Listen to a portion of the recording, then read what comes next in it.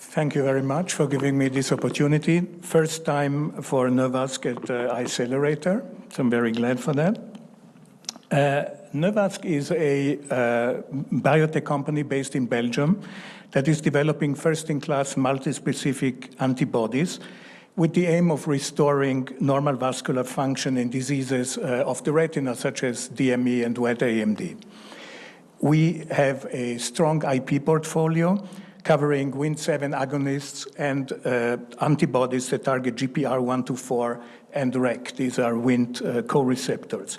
The company was founded in 2021 as a spin-off from the, I'm supposed to move to the next slide, the mouse. As a spin-off from the lab of Professor Benoit van Hollebeek of the Free University of Brussels, who is one of the pioneers in discovering the role of GPR124 and REC in blood-CNS barriers. And we had a Series A of 20 million euros so far, and are currently raising additional funds and seeking partnerships in order to develop our pipeline.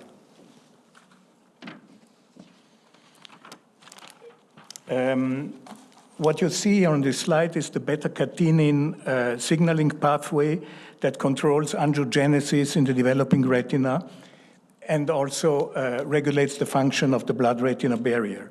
This pathway has been validated as a therapeutic target for vascular retinopathy such as DME and wet AMD, both preclinically and also in a clinical POC studies performed by EyeBio, now Merck, in DME patients. Several companies that are listed here on the right are developing antibodies, bispecific antibodies, that activate this pathway by binding to the norrin and Wnt receptors Frizzled4 and LRP5.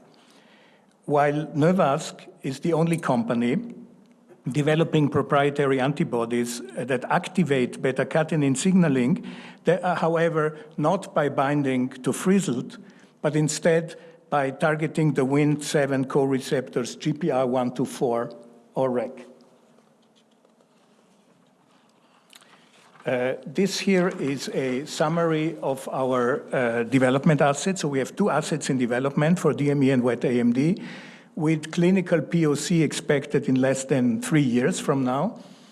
The first one is a bispecific antibody called NVQ401 that targets the Wnt receptors GPR124 and LRP6. This molecule will be IND ready in about 12 months. And the second asset we are developing is called NVQ501. This is a next-generation tri-specific molecule which combines 2 clinically validated approaches, so beta-catenin activation and also VEGF neutralization in one molecule. This drug is expected to be IND ready in about 15 months from now. The bispecific NVQ401 has very high potency in the double-digit picomolar range in retinal endothelial cells, with the potential for quarterly intravitreal dosing in patients. Excuse me. It reverses VEGF effects in human retinal endothelial cells and has in vivo efficacy in free retinal animal disease models. The tri-specific 501 has the same potency as NVQ401 as an activator of beta-catenin signaling. However, it more efficiently reverses VEGF-induced effects in retinal endothelial cells and has improved efficacy in the OIR model, as I will show you in a minute. And we believe this drug has the potential to become the next standard of care. I want to show you a couple of results from our studies. So this is the bispecific GPR124 LRP6 targeting antibody NVQ401. It's a very potent activator of beta-catenin signaling in human retinal endothelial cells. We are looking here at one of the beta-catenin downstream targeting genes, axin-2. See with an EC50 of 40 picomolar. And PK/PD modeling predicts that this very high potency should enable quarterly dosing in patients. On the right panel, you see that it also potently reverses VEGF-induced barrier damage as assessed by measuring transendothelial electrical resistance in human retinal endothelial cells, again at picomolar, double-digit picomolar concentrations. And this here is the potency of the trispecific 501 in the oxygen-induced retinopathy, or OIR model.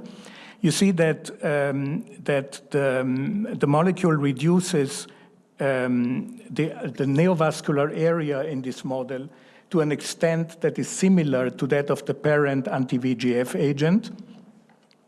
So very potent reduction of neovascularization. And it also elicited statistically significant reductions in the avascular area. See the mouse? Yes, here. In contrast to the anti-VEGF agent, which had no statistically significant effect. This result suggests that the trispecific should be superior to anti-VEGF therapies in restoring normal vascularization to hypoxic areas in the retina of patients with diabetic retinopathy. And finally, I want to point out that we will present additional data at ARVO on Wednesday, I think. Our head of preclinical, Sylvain Guérit, will give a talk, and I hope you will all be able to attend it. Thank you very much. Thank you.